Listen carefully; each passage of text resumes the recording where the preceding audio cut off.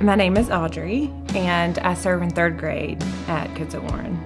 Deciding to serve for me was definitely an answer to a call from the Lord.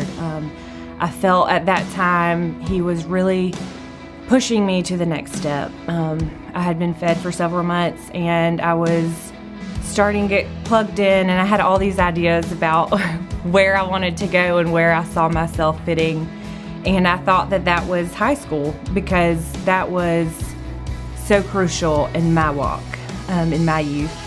But the Lord had other plans, and so He sent me to Kids at Warren, and I just made it a prayer that I would use my singleness, to serve Him.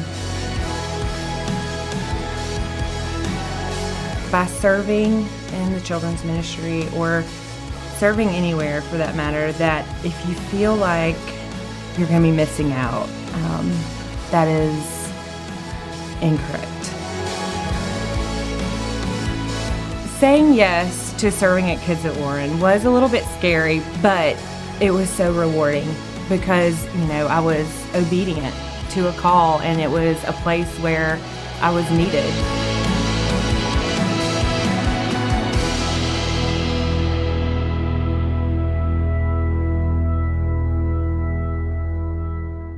Well, I want to say thank you, Audrey, and to everyone like Audrey who has found a place and space to engage and to be involved in the life and the ministry of Warren as we work together side by side for the sake of the gospel. And that's something that we're talking about week in and week out here in the life and the ministry of Warren. And on this day, on this Lord's Day, as we gather, I just want to say we want you to be a part. We don't just want you to attend Warren for worship. We want you to be a part of the life, the mission, the ministry that God is shaping and that God is using here in and through this place. And we want to be a people who are mobilized together to live out the mission that God has given to us. Speaking of being mobilized, I am glad you have mobilized to get here this morning and to be in worship today. And I am thankful for the privilege of seeing you and of connecting with you this morning as we begin this beautiful Lord's Day together. Quick question right out of the chute this morning. What is it that brings you joy in life? What is it that brings you joy in life? I'm curious. For some of you, you'd say it's that cup of coffee you have in your hand right now, right? Or that cup of coffee you had a little bit earlier. For a lot of us, we'd say, boy, my life, I can call it joy once I've had a cup of coffee to start the new day. For others of you, you might say that joy in your life comes through your family, through your husband, your wife, your children, your parents. Many of us find joy in that experience in life. Kids, grandkids, I know that joy. Some of you would say that joy is found in your job, though not as many people as we'd like to find. We spend a lot of hours on the job, but not everybody would say my job is my joy in life. I don't know what it is that you might consider to be your joy in life, but one of the most radical things that Jesus taught and that Jesus presented to His disciples was simply this. It is that fulfillment in life does not come through focus on self, but it comes through focus on sacrifice.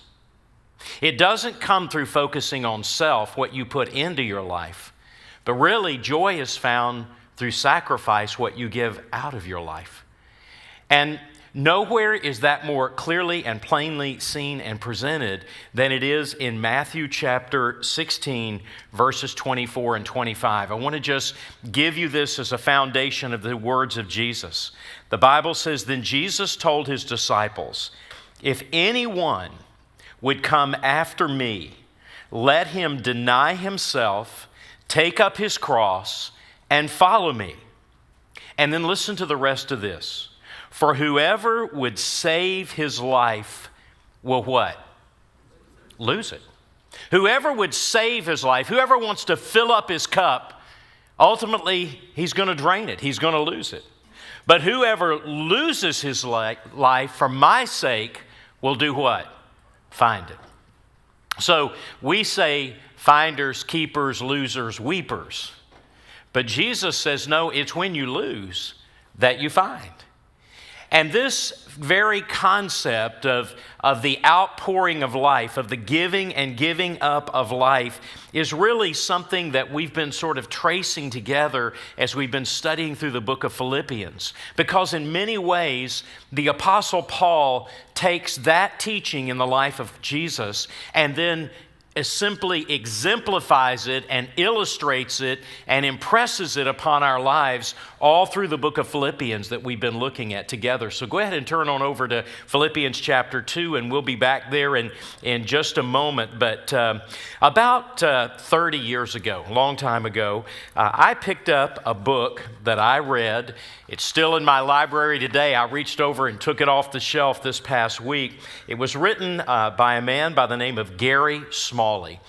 Maybe some of you know that name, many of you may not, but for many, many years, Gary Smalley and his wife were known for all of their work and writing in the area of marriage and family and relationships. And the title of the book, though, that I'm referring to was not one of his specific books on marriage and family, but it really was just a book on life that he called Joy That Lasts: How to Have an Overflowing Life. And in that book, in the introductory comments, Gary Smalley said that what happens in life is that most of us have to hit bottom. We have to come to a place where we bottom out regarding all the different sources that we look to in life in order to come to the realization that what we really need in life is who Christ is, what Christ does, and really what God does by emptying our lives rather than filling up our lives. He made this statement. He said, "Trials can be our greatest experience, for they can lead us to the source of lasting joy." Now, most of us don't believe that, do we? Most of us believe that winning the lottery, buying a special place, doing something else in life, big money, all of a sudden, big opportunity, that's what's going to bring fulfillment in life, joy in life. But Smalley said for many of us, we've just got to get to the place where we understand that we have a tendency in life to look for joy in all the wrong places. And to describe this, he used a dispenser and a cup and simply said, most of us go through life trying to find a way to fill the cup. And so I'm using that same illustration this morning, and I want to just put on the outside of that cup some of the labels of things that we look for in life. I've alluded to them, but let me take a little bit more time. For many of us, we think that the cup of life is going to be filled up by people. People. A person that we know, a person or peoples that we meet who ultimately begin to fill up and fulfill our lives. And so most of us go through life with a heightened sense of expectation that if we can find the right person, be around the right people, can build the right relationships, that somehow people are going to bring fulfillment and joy in life.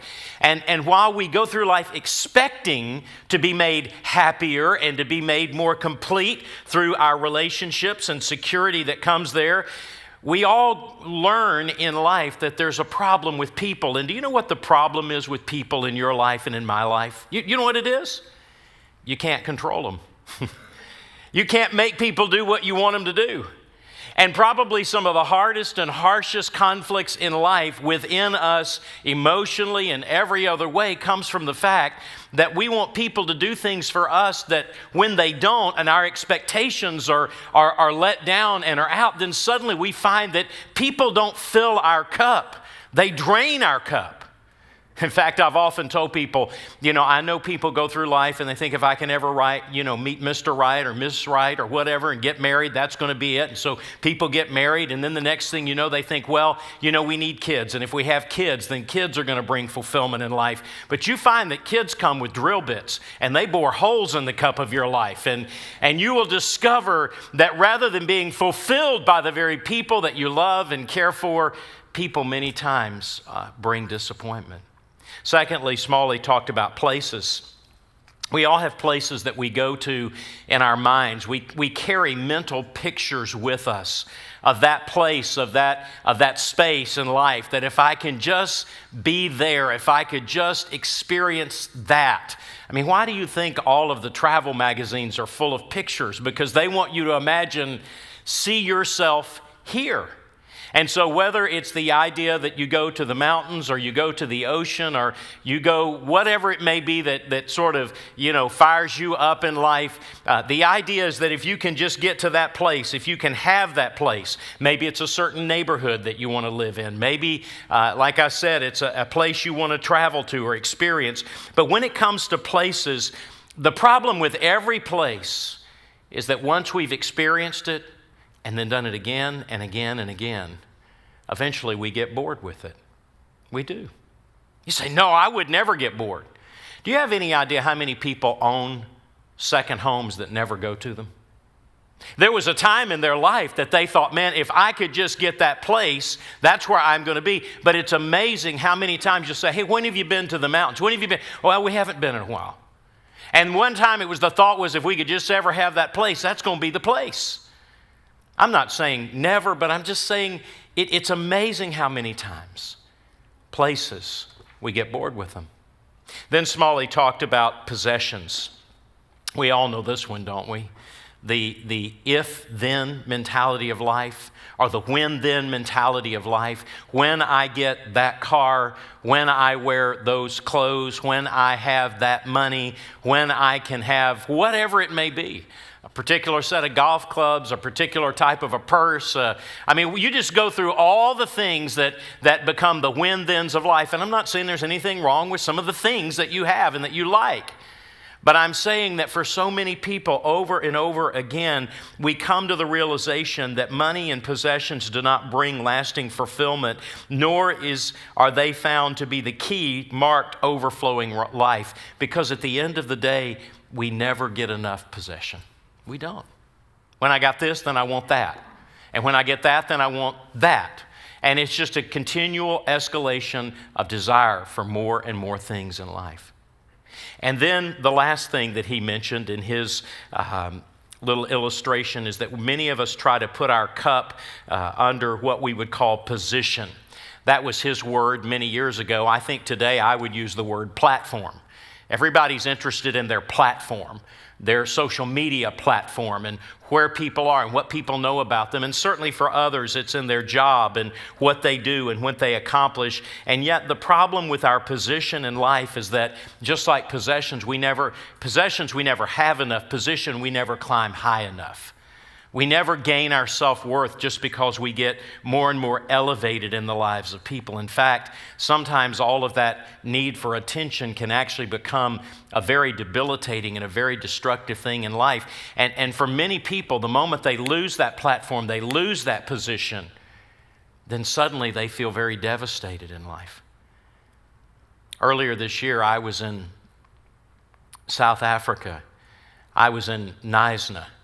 I was with a couple, Chris and Rebecca Wilkins, incredible young couple with 3 beautiful children who were here living and being a part of the life and the ministry of Warren just a few years ago. And Chris tells the story of being in a place in his life where he ultimately accomplished the opportunity to gain his dream job. He was a coach, a baseball coach, and he had his dream job.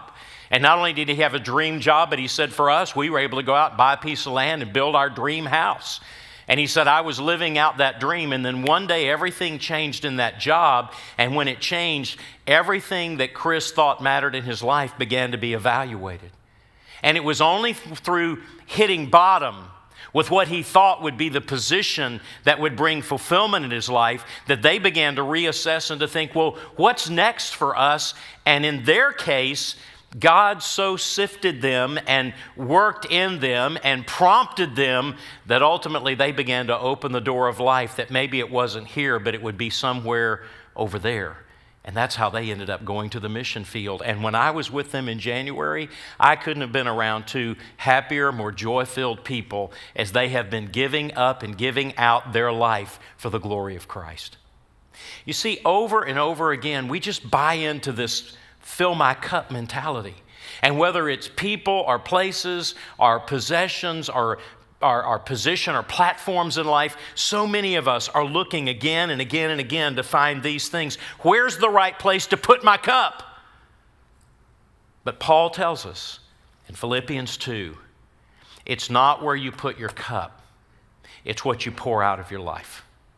Look at Philippians 2. Let's pick up our reading in verse 17. Paul said, even if I am to be poured out as a drink offering upon the sacrificial offering of your faith, I'm glad and rejoice. Look at that word, rejoice with you all. Likewise, you should be glad and rejoice with me. Here Paul is talking about being poured out. He's talking about his life being sacrificed. But rather than talking about it as if it was some sort of an obligatory persecution in his life, he's talking about this being some amazing sense of joy in his life. And Paul is essentially saying in these two verses what Jesus said in Matthew chapter 16, where we started, that joy in life comes from denying self, not from the pursuit of the fulfillment of self. And yet we live in a world that is ever messaging us that we need to care for ourselves, coddle ourselves, comfort ourselves. And believe me, I'm that way. I want to be cared for, coddled, and comforted. I like that. And so do you. But the issue is that the message and the mission to which we have been called turns our lives upside down. And our thinking changes from the thinking of the world as we grow in Christ and as we pursue Christ. And so what Paul is saying in this passage is that contrary to the idea that I'm going to fulfill myself, it is in living for God and for others, not myself, that I ultimately begin to discover joy in life. No one could have been a more compulsive, self-driven person than Paul. Read chapter 3. We haven't gotten to that part yet again. I've referred to it several. But read chapter 3 beginning in about verse 2 through verse 10. Paul was a compulsive, self-driven, I'm going to have it my way, I'm going to fulfill myself kind of a man. And yet in the end, Paul said, it wasn't what I put in my life, it was what was poured out of my life. So let me just, for the sake of life, for the sake of ministry, for the sake of your family, for the sake of your sanity, let me just suggest some things that I believe are found in this passage that we need to see and learn today about how finding joy comes through denying self. Finding joy comes through denying self. What does Paul teach us? Well, let's start again with where we just read. Joy comes through sacrifice, not indulgence. Write that down. Joy comes through sacrifice, not indulgence. Paul says, if I am being poured out as a drink offering upon the sacrifice of your faith. Now that's a metaphor that Paul was using, probably not one that is nearly as clear to our mind and mindset, given the fact that we've never lived around a place where there was a sacrificial system. But you have to remember, for the Jews in that day and for the temple and for so many things, the idea was that of a sacrifice, and they would bring a sacrifice. But in the temple, the last thing that would happen was that after that sacrifice had been offered and was burned, then there was wine that was poured on the sacrifice, and it would make a sweet savor over that sacrifice. I mean, if you've ever done any grilling and then poured something over that meat on the grill, whatever the sauce may be, it sort of makes the smell and the sense of flavor come out. Paul said, you're the sacrifice. I'm not the sacrifice, but my life is sacrificed for you. And I'm poured out upon the sacrifice of your life. I feel that way as a pastor. That as a pastor, I want my life to be poured out over you, that your life might be lived as a savory sacrifice to God. And that you would understand and that we would know together that the joy and the completion and the confidence of the Christian life is all based upon living out our lives as sacrifices to the Lord. Listen to what Paul said again to the church in Rome, Romans 12, verses 1 and 2. He said, I appeal to you, therefore, brothers, by the mercies of God, to present your bodies. You're here in the body today, right? God wants you to present your body as a what? A living sacrifice, holy and acceptable to God, which is your spiritual worship. And do not be conformed to this world. What's the mindset of the world? Fulfill yourself. Express yourself. But instead, be transformed by the renewal of your mind, that by testing you may discern what the will of God is. And oh, by the way, when we discover the will of God, it is good, it is acceptable, it is perfect. What do you want in life? You want things that are good, acceptable, and perfect? And the Bible simply says that that doesn't come from us trying to fulfill ourselves, but us being willing to release ourselves to the Lord. Literally coming to a place where my daily prayer is this: Lord, anytime, anywhere, any cost. Anytime, anywhere, any cost. I'm yours. And it is through sacrifice, not indulgence, that we discover joy. God is not trying to simply have you live an obligatory life where you feel like you have to go to church and you have to give and you have to serve and you have to do those things. You aren't called to God to live out obligation. Have you ever had someone walk up to you on the street and ask you for something, ask you for money? Have you ever given money? Do you know why you did, many of you? Not because you wanted to. Maybe you wanted to after you found out a little bit, but many times just because you felt like you ought to, right? I mean, I have some money and this person needs some money, and there was an obligation in that conversation to give. Much of our Christian living is obligatory. I ought to do it, so I guess I'll just do it. But if you ever ask a friend for help, you know what the amazing thing is about a friend? Is that a friend will give you not just what you need, they'll go beyond your expectations because they love you and they care for you. They want the best for you. And God is saying He doesn't want us to live out an obligatory life, but on the contrary, to live out His best in life by giving up our lives and living fully for Him. The goal of the Christian life is not just to fulfill the minimum required, but to say, Lord, again, anytime, anywhere, any cost. I love the words of Corrie ten Boom, who died a number of years ago, actually died during the month of April on the very date of her birthday. And she said this, she said, the measure of a life, after all, is not its duration, but its donation. What is the donation of your life? What are you doing with your life? Are you walking around with a cup saying, somewhere I'm going to find the right indulgence, the right mix? Or have you come to the place where you realize that it's through sacrifice? Secondly, Paul tells us in this same passage, let me just pick up our reading again here in just a moment, but Paul tells us that joy comes when I engage in ministry as a partner and not as a lone ranger.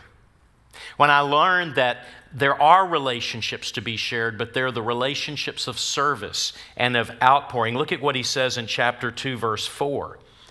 Go back to, not verse 4, but let's go back and look in verse 19. He said, I hope in the Lord Jesus to send Timothy to you soon, so that I too may be cheered by news of you. In other words, I want to get a report about how you're doing in your life and faith. And then he says in verse 20, for I have no one like him who will be genuinely concerned for your welfare.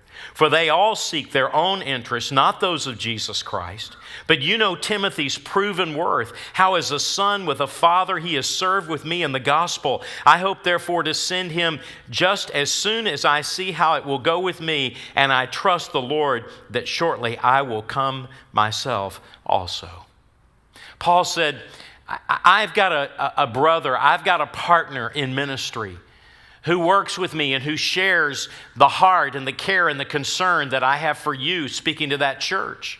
But as he was talking about the need to recognize that for all of us, living out our faith and being a part of the church of God is learning to live and walk in partnership and not just to live as individuals, to literally not just try to do this alone, but to do this with others. I'm afraid that sometimes we have such an individualistic culture that we're thinking, okay, I'm going to go to church, I'm going to get my notes, I'm going to learn my stuff, then I'm going to go do my thing. But the truth is that God calls us into relationship with one another in order that we might be able to encourage one another, to strengthen one another. And one of the things that Paul had learned is that joy in life comes through partnership, not from being a lone ranger. Paul was a very capable man. Paul was the kind of guy who could easily say, get out of my way and let me do it. But Paul had to learn, as we have to learn, that we have to fold our lives in with others, and we have to become intentional about developing partnerships with one another, because it strengthens who we are, where we are, how we live, the effect of our service, and ultimately it's one of the places where we discover amazing joy. Last night, Connie and I took a walk after dinner, and as we were out, we saw a goose, a lone goose, flying over a little pond in an area not far from where we live. And this goose just kept circling and honking and circling and honking. And frankly, we'd seen that goose on another walk. And somehow this goose just seems lost. I don't know what's happened to the goose, but he's not getting the honk back, so he keeps circling and staying in the same area, and this goose is acting lost. Now, as we walked a little further last night, we went to another pond, there was another goose, and we wish we could get the two geese together so they could realize they're not alone. But anyway, this one is very distressed, you can tell. And I'm sure many times you've seen these geese in our area, and as they are, you've often seen, as I have seen, them flying. And how do they always fly? They fly in a what? A V formation. Do you know about geese and the V formation? Do you know a little bit about that? It really is a phenomenal thing, because whenever they fly together in that V formation, whether it's geese or any other type of bird that may be in migration, it has been studied and determined that they can go 70% farther when they fly together in the V formation. Because of their ability to provide uplift, they're able to preserve energy, they're able to have greater endurance, and the amazing thing is that they are able to go further and to do more than could be expected because they're together in V formation. I saw this in our City Serve projects. City Serve was incredible, with 39 different location churches represented from all over the city. We had over 200 of our Warren membership mobilized and involved in City Serve. And while we had really big projects, it was amazing to see how much got done, because we weren't just out there, one person doing one thing and one doing another, but we were working together. And by working together, we did more on a single day to have a positive impact and expression of our faith and love for Christ in our community than we could have just simply doing this alone. We need each other. We need to work together. We need to know that God will use us together. Something else interesting about geese is that when a goose drops out of the V formation, it quickly discovers that it requires a lot more energy. It has to fly harder, and therefore they learn quickly to get back in formation. And we need to learn that God has given us the community of the church to help us to stay in formation so that we don't get out there and get by ourselves and get alone. Something else I love about geese when they fly is that they rotate leadership. There's not always the same goose out front. They know there's a need to move another goose in place. And probably you've become aware more now than ever that something that we've been intentionally doing here in ministry now for the last few years is that we're getting some different honkers in place.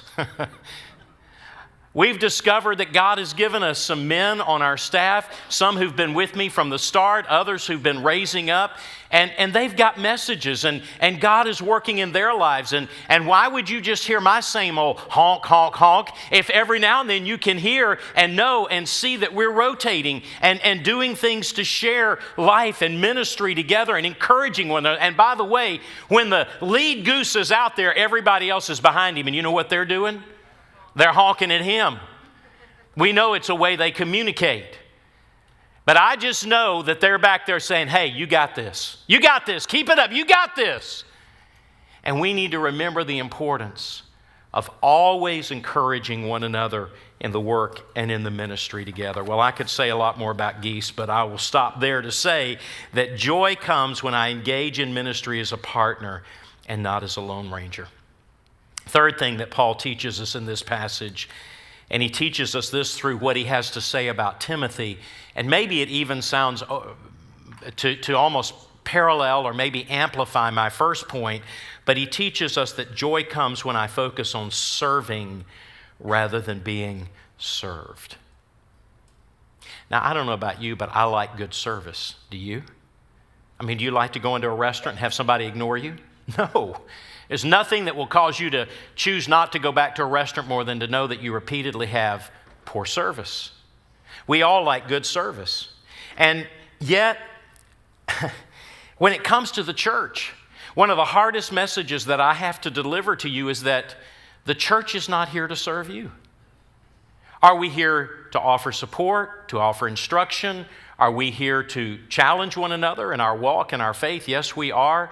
But at the end of the day, the church is not a place where you just pull up a place at a table and say, okay, serve me. Hey, I got this much time. Put it in this space. Make it happen. Deliver what I want, or I'm going to give you a bad report. You see, that's a mentality that becomes very common for us in life as it relates to the church and the community of ministry. And yet, Paul says here, we need to focus not on being served, but on serving. Paul, in this book, really throughout the entire book of Philippians, provides an overview of God's plan and God's purpose for every believer. And if you were to look at that overview and I were to kind of map it out or chart it up for you, Paul talks about all four of these things when he talks to the church at Philippi. He talks about membership in the body. He talks about maturity in the faith. He talks about mobilization in ministry. And he talks about mission in the world. That was true then in the first century church. That's still true today. When we talk to each other, when we look at who we are and where we are, we want to focus on membership in the body, that to belong to Christ is to belong to His body, to the church, and that means being a part of a local church and involved in that church. Maturity in the faith, that we would work on teaching and instructing and training up people in righteousness. Then that we focus on mobilization and ministry, that every one of us have been gifted of God and are to be a part of using the gifts that God has given within the ministry of the church and beyond the church as we go to fulfill the mission that God has for us in the world. And so here, Paul describes the incredible heart of Timothy when he says in Philippians chapter 2, verse 20, "For I have no one like him who will be genuinely concerned for your welfare." And then he says, this in verse 21. He said, "For they all seek their own interest, not that of Jesus Christ." May that just never be said of us. That we're a church full of people who seek their own interest and not the interest of Christ. I really believe that in the book of Philippians, Paul kind of gives us the heads and tails of the coin of life, because everybody lives at one or two places. We either live at Philippians 1:21, where Paul said, "For to me to live is Christ, and to die is gain." Or we live at Philippians 2:21, which is, "For they all seek their own interest and not those of Jesus Christ." Which one is you? Where are you in this? Is it your heart, your life to say, "For to me to live is Christ and die is gain"? I'm willing to lose myself that God may find my life having been poured out? Or is it, I'm going to try to fulfill myself? That's where everyone lives. And that's what Paul identifies here. There's another thing that Paul mentions here in this passage, and that is that joy comes when I receive the ministry of others and show respect toward God and give thanks for them. Joy in life comes when I do receive ministry through those who give out their lives, but when I'm grateful for them and I show respect for them and I give thanks to God for them. Look at a second person that he identifies, chapter 2, verse 25. Paul says, "I've thought it necessary to send to you," here's a great name. If you've got a child on the way, here's the name. You ready? Epaphroditus. There we go, Epaphroditus. You might want to remember that. "My brother and fellow worker and fellow soldier," my brother, fellow worker, fellow soldier, "and your messenger and minister to my need. For he has been longing for you all and has been distressed because you heard that he was ill. Indeed, he was ill, near to the point of death. But God had mercy on him, and not only on him, but on me also, lest I should have sorrow upon sorrow. I am more eager to send him, therefore, that you may rejoice at seeing him again, and that I may be less anxious. Paul had been in a prison in Rome. The people in Philippi were aware of his needs. They took an offering. They sent a messenger with that offering to deliver it. The man's name was Epaphroditus. When he came, what an amazing minister, what an amazing encouragement that was to Paul. Paul was so blessed. But then Epaphroditus fell ill, literally to the point of a deathbed illness. And then God restored him and renewed him. And Paul said, now I'm sending him back to you so that you can rejoice as I have rejoiced. I mean, this guy made a difference. He was a difference maker in life. And Paul said, I want you to rejoice in him even as I have rejoiced in him. And the thing that I love about this is that Epaphroditus just sort of has a courier role in this one place in the Bible. He's not the messenger, the apostle who stood up and preached and he didn't have the celebrity status that Paul did. But God's not interested in a church full of people who have the celebrity platform. What he's interested in is a group of people who work to make a difference, and therefore those of us who receive the difference that they make need to give thanks to God and give thanks to them. If someone holds the door for you on Sunday, you ought to say thank you. If someone hands you back a child with a dry diaper, you need to say thank you. If someone meets you and takes your child when you walk up, hassled and hurried, and they quickly take that child in and say, we are so glad to see you today. Please don't just walk in and out and just presume that that is their service. They're not getting paid to do it. They're doing it because they love Christ. They're doing it because they're believing in what Audrey said, pouring out their lives for the benefit of others. Yes, she said, I could have just said, I want to be with my group of single adults and just do my thing and enjoy my activities. She said, but I stepped out and stepped into ministry with others. So please, people, whether it's a golf cart or a greeter or wherever it may be, please remember to say, thank you. How about to our staff? Some of them don't get paid enough to do what they do. I'm grateful we can have them, and I'm grateful they're paid, and they're happy to do that. But I want you to know, some of them could be in other places doing other things because of their background and their education and their skills, but they have chosen to say, I'm not pursuing that because I want to give my life for this. Be sure that you're careful to say thank you. The last and final thing that Paul mentions here is that joy comes when we press on while others are giving up or giving in. Joy comes when we keep pressing on even though others may be giving up or giving in. Look at what he says again about Epaphroditus. He talked about in verse 28 being eager to send him back to the people at Philippi. And then he said in verse 29, so receive him in the Lord with all joy and honor such men, for he nearly died for the work of Christ, risking his life to complete what was lacking in your service to me. Risking his life to complete what was lacking in your service to me. I don't know of any greater expression of endurance than someone who was willing to risk everything. Someone who kept putting it out there, putting it forward, moving ahead, because he wasn't willing to simply quit. Epaphroditus could have quickly said, I don't want to be involved in all this. It just demands too much of me. Or I quit. I'm going home. I'm done. We've got a lot of quitters in the Christian life. But as your pastor, for you and for me, and this is probably one of the greatest prayers of my life in these days, I want to be a good finisher. I want to finish well. I want to be willing to risk whatever I need to risk to keep walking with God and following Christ. And I want to be willing to do what's necessary to finish people, to finish well. People want to quit in maturity and ministry when God disappoints them, when ministry gets discouraging, when they get injured. Certainly this is true in marriage. How quickly people want to quit on marriage in these days. Everybody thinks if I can just get out of it, I'll get over it. But that's not always true. In fact, you can Google this online yourself. You can look at it and simply say, does divorce make people happy?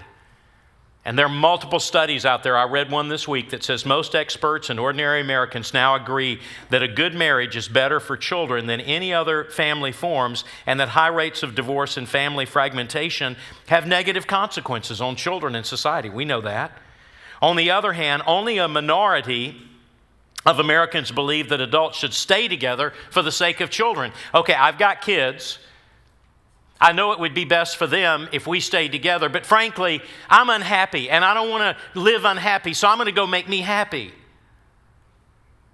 And so report after report, study after study has shown that the vast majority of people who thought that getting out would help them to get over only found that they continued to struggle along. What are some of the findings of this study? Unhappily married adults who divorced and separated were no happier on an average than unhappily married couples who stayed in a marriage.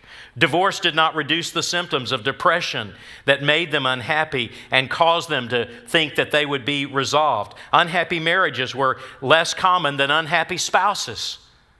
So a lot of the problems in our families are not just what's happening between us, it's what's happening in us.